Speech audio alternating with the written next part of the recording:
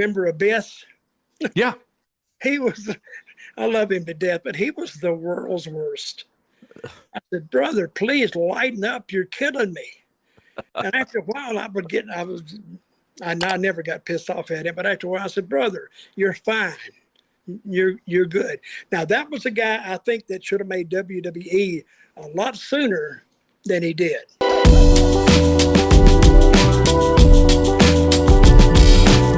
Now, I know you're busy with a bunch of different projects, and obviously people can check out everything you're doing, telling stories and making time for that and so forth. And obviously the book is still available as well if they want to go grab the book, right? Oh, yeah.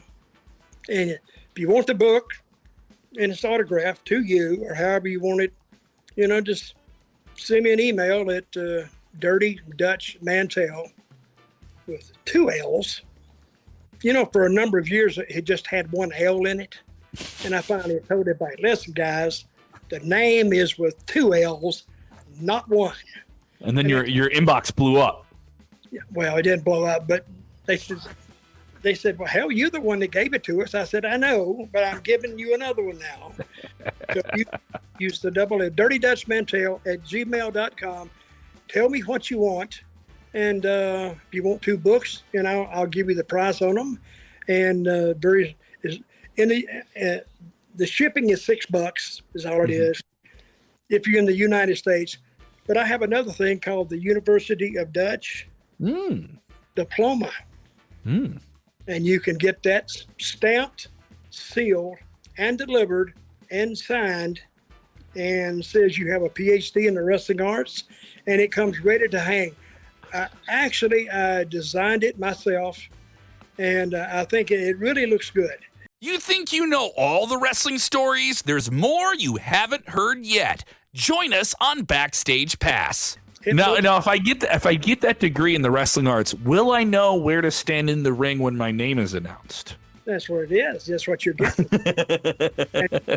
and now I see that they are putting in an actual University of Excellence with the WWE. And I mean, guys, sometimes I've seen this. Guys get there and the agent said, don't get over there, get over here. Don't turn your back to the camera. Don't do this. Face this way. Don't face the other way. The hard camera's here. And they'd slap you around a little bit. Here, right in front of you. It's not too much. But unless you're told that, you don't know. Unless you're given stage directions, you don't know. But when you get back, that agent will snatch your butt and say, come over here. What did I tell you? And you can really give somebody a hell of a butt reaming. It's not ever yelled at him and said, did I tell you that? And they don't get me. But you're trying to help them. Yeah. Sometimes you want to be noticed, and because Vince want to know. And if Vince wants to know who told you this and they say my name, guess what? I'm taking your ass chewing, and I'm not doing it.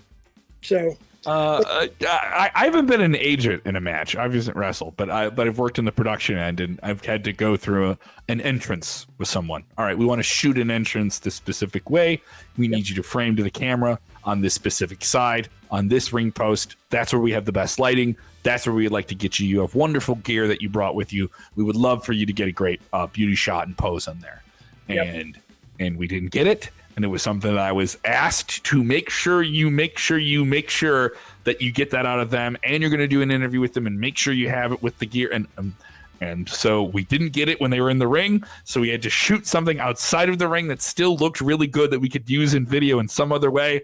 I avoided getting the ass rating as you described it, because I was like, I was told to get this. You didn't get it from me. Now we got to go shoot this other thing to try. And it was outside of the ring and it worked. It was fine. Yeah. It made me think of that. You can get things outside the ring that works, but sometimes I've seen them actually do the entrance again. Yeah.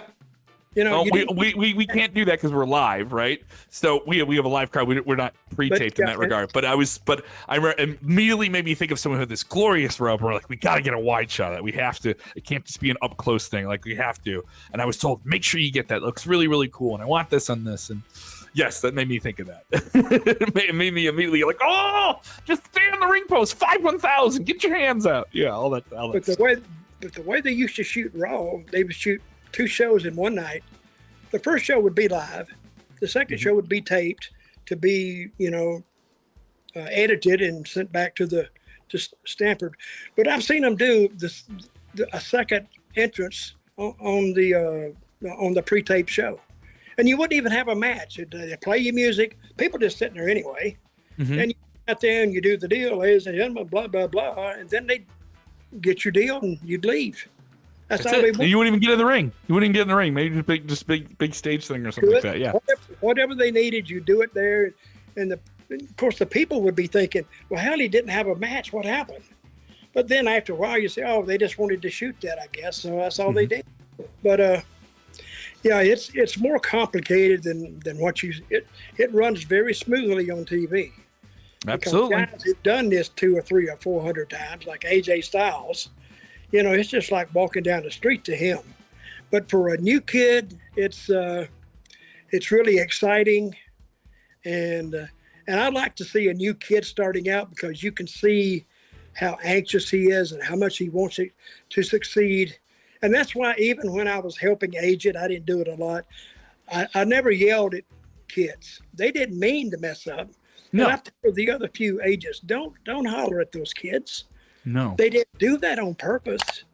Your job is to instruct them and keep it kind of happy, but be firm with it, and that's all you need. And then I've seen some guys, if even in a friendly dressing down, they would worry about that for weeks and weeks and weeks. Did I mess up? They used to come up to me, did I mess up? And I said, no, you did fine. Really? Are you sure? Are you sure? Remember Abyss? Yeah. He was, I love him to death, but he was the world's worst. I said, brother, please lighten up. You're killing me. And after a while, I never got pissed off at him, but after a while I said, brother, you're fine. You're good.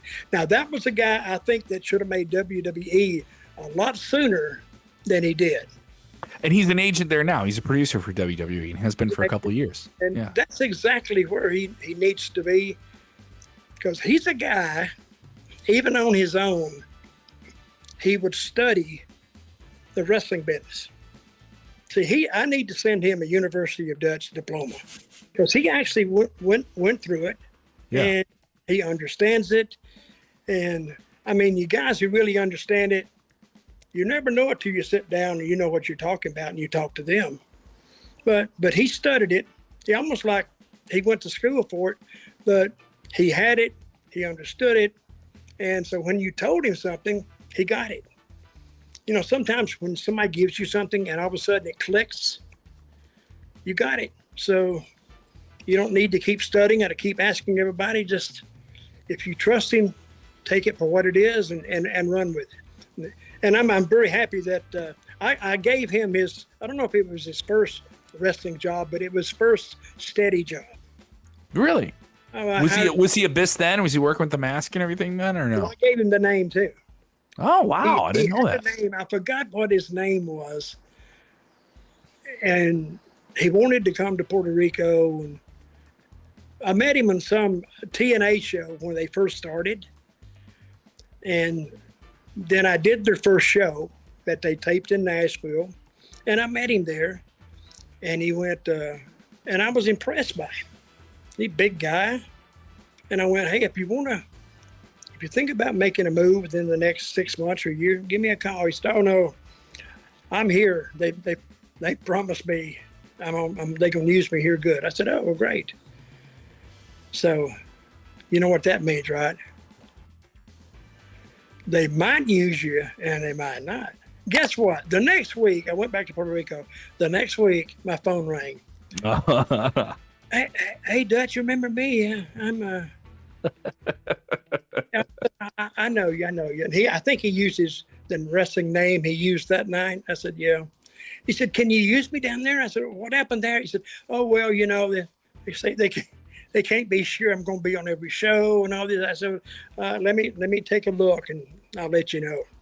Well, I didn't have to take a look. I was going to book him. I wanted to book him anyway.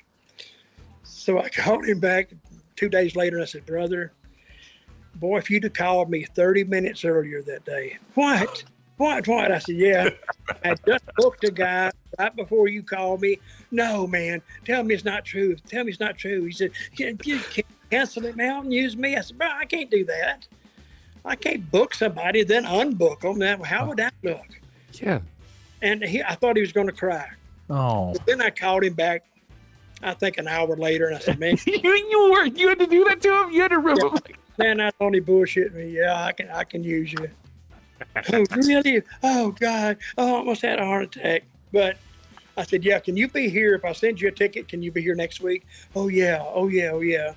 And then we were all staying at a place, so I got him a room. I got it all set up. So all he had to do was come in and go to work, and he did very, very well.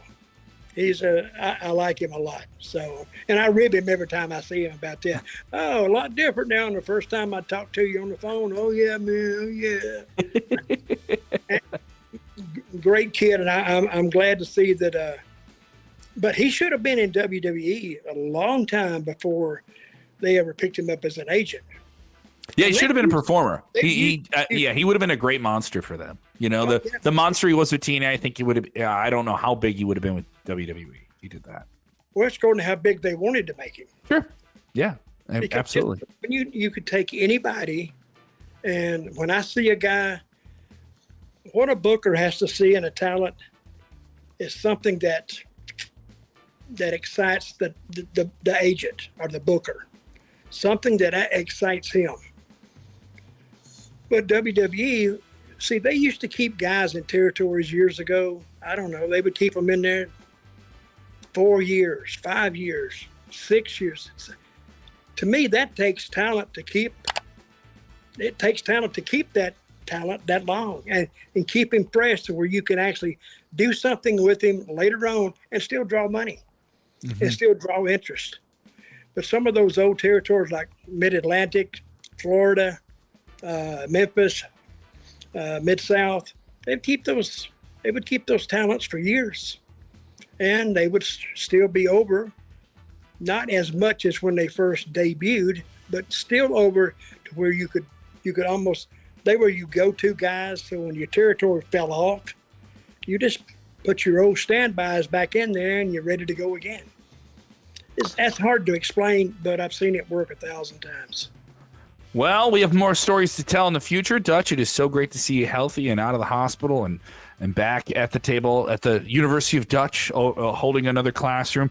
Obviously, Smack Talk, we'll have you back in the role here with everything, but we want to get you back in the fold on our channel here on WrestleBinge. For everything WrestleBinge, once again, if you're just watching on the YouTubes, go ahead and subscribe. If you're with us on the Spotify listening, thank you so much. Check out everything we have as well at Sportskeeda.com, and check out our new effort, which is on Patreon, Backstage Pass. We have JBL, we have Vince Russo, we have the coach on there, we have WrestleVotes on there, $5 a month. Get behind the curtain with them as well.